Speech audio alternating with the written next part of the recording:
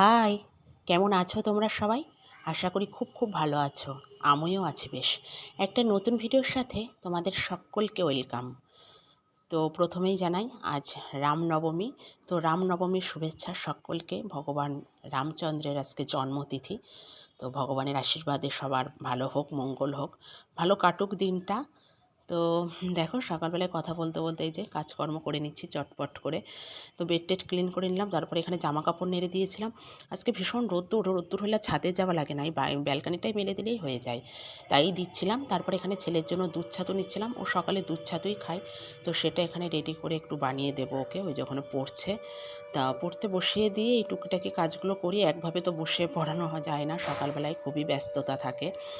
আর এই মাগটাতে পেয়ে তো খুব খুশি। এই মাগটা অনেক দিন ছিল ঘরে, বার্থডেতে গিফট পেয়েছিল। তো এখন ওটাতেই ও খায়। আর আমার খুব একটা খাইয়ে দিতে হয় না, আগে তো আমার খাইয়ে দিতে হতো, এখন বেশ একটু বড় হয়েছে তো একাই খেতে পারে। তো যাই হোক, তারপরে রুটি টুটি সব মাঝখানে করে নিয়েছিলাম। তারপরে এখানে একটু আলু ভাজা, পটল ভাজা এসব করে নিচ্ছিলাম। আর আজকে খুব একটা বেশি কিছু রান্নাবাড়ি করবো না, একটু ভাজাভুজিই করব। আর রোজই তো সবজিপাতি খাওয়া, তো একটু ভাজাভুজি ডাল এইসবই হবে বেশি। ভাজাভুজি ডাল এইসবই করব, বেশি করব না। তো এখন আলু ভাজা পটল ভাজা হলো, এই যে এখানে একটু উচ্ছে দিয়ে মটরের ডাল করে নিচ্ছিলাম। আর নিরামিষ খাবো, বললাম না কদিন একটু নিরামিষ খাবো। আগের দিন ছিল অষ্টমী, অন্নপূর্ণা পূজা, আজকে নবমী, রামনবমী। তো এই কদিন একটু নিরামিষ চলবে, এরপরও সামনে একাদশী আছে। তা ওই জন্য আর কি, আগে এই বাড়িতে নিরামিষ ছিল না একদম, আমার শ্বশুর বাড়িতে মানে 365 দিন মাছ মাংস ডিম। এখন যেহেতু আমাদের ওর বাবা নিরামিষ খাওয়া শুরু করার পরের থেকে অনেক দিন নিরামিষ হয়। বরঞ্চ আমি বলতাম তোমরা একদিনও নিরামিষ খাও না। আমার বাপের বাড়িতে যেমন সপ্তাহে একটা দিন নিরামিষ হতো, সেটা হলো শনিবার, এখনও হয়, মানে সপ্তাহে একটা দিন নিরামিষ মাস্ট। তারপরে তো একাদশী করে মা বাবারা সবাই, তো এইসব তো থাকেই। কিন্তু এদের কিচ্ছু ছিল না। কিন্তু এখন যেহেতু ওর বাবা নিরামিষ খাওয়ার পর থেকে এখন আমাদের কোনো, মানে বললাম না, মানে এখনও কোনো দিন নেই ফিক্সড। ওই যেহেতু পুজো পার্বণের দিনগুলো একটু চেষ্টা করি নিরামিষ খাবার, মানে রিসেন্টলি এটা শুরু করেছি। তো ওই যেমন গতকাল গেল অন্নপূর্ণা পূজা, আজ রামনবমী, তা ওই জন্য রিসেন্টলি কিছু কিছু দিন একটু চেষ্টা করি স্পেশাল, মানে পুজো টুজোর দিনগুলো নিরামিষ খাবারের, এই দিনগুলো একটু খাওয়া খুবই ভালো মানা। আর প্রতিদিনই তো হয় একই রকম। তারপরে এখানে করলাম একটু লাউয়ের ঘন্ট, সব শুকিয়ে যাচ্ছে সবজিপাতি, আর এখন টানের সময় তো খাওয়া হয় না জানো না, প্রচুর সবজি ঘরে, সে খেয়ে পারা যায় না এরম ব্যাপার। তো ওই জন্য লাউয়ের ঘন্ট করে নিলাম মাঝখানে, তারপরে ব্রেকফাস্ট করে নিলাম দেখলে রুটি টুটি। তারপরে এখানে করে নেবো একটু হেয়ার কেয়ার, মানে একটু তেল লাগাবো। আর আমি কোকোনাট অয়েলটা ইউজ করি, ভীষণ ভালো, আমার খুব ভালো লাগে, পছন্দের, পুরো পিওর।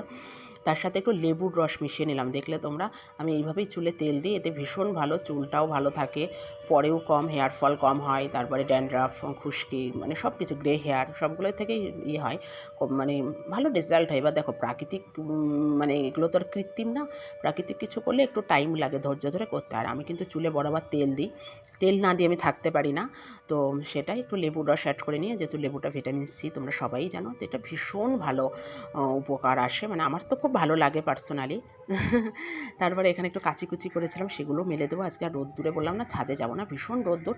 তারপরে স্নান করে এখানে দুপুরের পুজো পাঠ কমপ্লিট, ভগবান দর্শন করিয়ে দিলাম, ভগবান না দর্শন করলে আমার তো ভালো লাগে না। আর আমাদের গৃহমন্দির, ভগবান যেখানে আছে সেখানে সবসময় তো মন্দির হয়ে থাকে, সেটা সেটা বাড়ি নয়, সেটা মন্দির হয়ে থাকে। তো ভগবানের পুজো পাঠ কমপ্লিট। আর পুজো করতে তো আমি বরাবর ভীষণ ভালোবাসি, তোমরা জানোই, ভগবানের কিছু করতে, ভগবানের জন্য কিছু করতে আমার ভীষণ ভীষণ ভালো লাগে। তারপরে এখানে প্রসাদ খেয়ে নিয়েছিলাম, 3 বেলা পুজো, তার সকালে দুপুরটা আমি দিই, রাতের বেলাটা মা দেয়। তারপরে এখানে প্রসাদ নিয়ে নিয়েছিলাম, যেহেতু কেউ খাবার নেই আমাকেই খেতে হবে ফল টলগুলো। আর এখানে বসে বসে এই চেয়ারটার পরে খাচ্ছিলাম, আর এই বাইরের হাট দেখছিলাম, আজকে হাটবার। দেখো কীরকম রোদ্দুর উঠেছে দেখেছো, এখানে কিন্তু আমি কোনো ফিল্টার ইউজ করিনি, রোদ্দুরটা দেখো, সব এখন রোদ্দুরে দেরিতে বসে। ওই ভদ্রলোক আলু টালু নিয়ে বসে, যেহেতু বেলা অনেক বড় রোদ্দুর ওঠে, তাই ওরা একটু বেলার দিকেই, মানে 3টে সাড়ে 3টার দিকেই বসে, রোদ্দুরে বসা যায় না। তারপরে এখানে আজকে যেহেতু বললাম না রামনবমী, তারপরে আমি এখানে হনুমানজির পতাকা লাগাচ্ছিলাম দুপুরবেলায়, সকাল থেকে মনে নেই। আর একটা পতাকাও আছে শ্রীরামচন্দ্রের, তা সেটা লাগাইনি, মা বললো যে কোনো একটা লাগাও, তাই বললাম ভগবান প্রভু হনুমানজিরটাই লাগাই, কারণ উনি হলেন স্বয়ং রামচন্দ্রের পরম ভক্ত।